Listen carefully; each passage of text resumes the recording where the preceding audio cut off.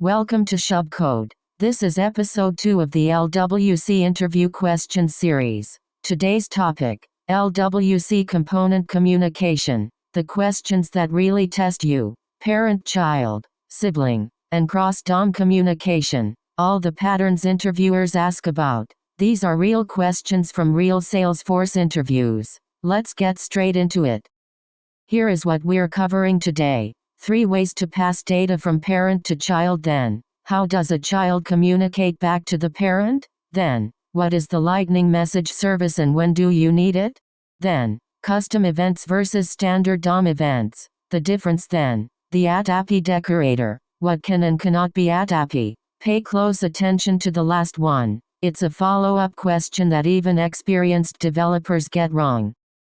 Let me explain this simply. Data in LWC flows in one direction, down. Parent to child uses public properties decorated with API. Child to parent flows up using custom events. That's it. But what if 2 components have no parent-child relationship? That's when you use Lightning Message Service, LMS. It lets any component talk to any other component anywhere on the page. Now you might be wondering, why can't I just use window post message for components on the same page? The parent-to-child data flow question is absolutely fundamental and interviewers ask it in different ways. Let me give you all 3 approaches. Method 1. API properties. In the child component, you decorate a property with API. The parent passes the value as an HTML attribute in the template. This is the most common pattern and works for any JavaScript primitive or object. Method 2. API methods. The parent can call public methods on the child using a template reference. Get a reference with this template query selector, then call any method decorated with API. This is for triggering actions on the child, not just passing data.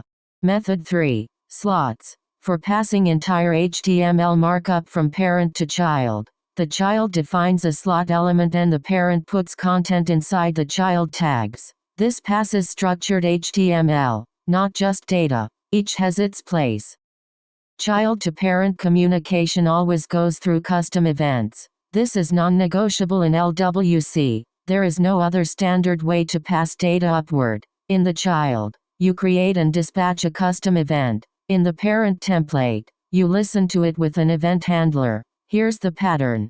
In the child, this dispatch event, new custom event, my event name, detail, data to pass, bubbles, true, composed, false. In the parent template, on my event name equals, handle my event. In the parent JavaScript, handle my event, const data equals event detail. 2 important flags to understand. Bubbles true means the event travels up the DOM tree. Composed true means it can cross the shadow boundary.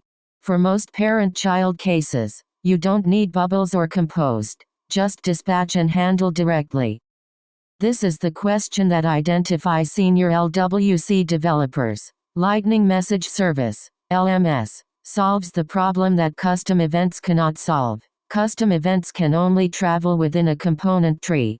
But what if you need to communicate between 2 completely unrelated components on the same page? Components that are not in a parent-child relationship? For example, a component in a left sidebar and a completely separate component in the main content area. LMS uses a message channel as a shared bus. One component publishes to the channel. Any component on the page that subscribes to that channel receives the message. Publishers and subscribers never need to know about each other. The downside, LMS is heavier than a custom event and requires creating a Lightning message channel metadata file. The API decorator question is a precision test and interviewers use it to see how carefully you've read the documentation. What can be API? Primitive properties, object properties, arrays, and methods. What cannot be API? Getters that have side effects. Private properties, and, this is important, properties that reference non-serializable objects. There's also a critical immutability rule. When a parent passes an object to a child via API, the child receives a read-only version. If the child tries to mutate that object directly, Salesforce throws an error in development mode.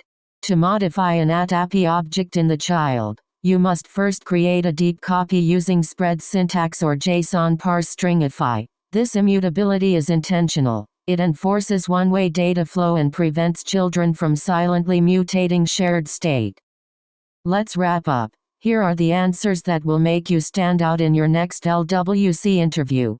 Parent-child, AT-API property, data, AT-API method, actions, slot, HTML markup child-parent, always via custom events, no other standard mechanism Lightning message service, use, when components are not in the same tree custom events. Bubbles and composed are both false for direct parent-child AT-API objects are read-only in child. Deep copy before mutating. Practice these patterns in a Scratch org so they come naturally in an interview. Like and subscribe for a new LWC question every single day. Next up, Episode 3, LWC Wire Service and @Wire, Cache, Refresh Apex, and the questions about stale data. See you tomorrow.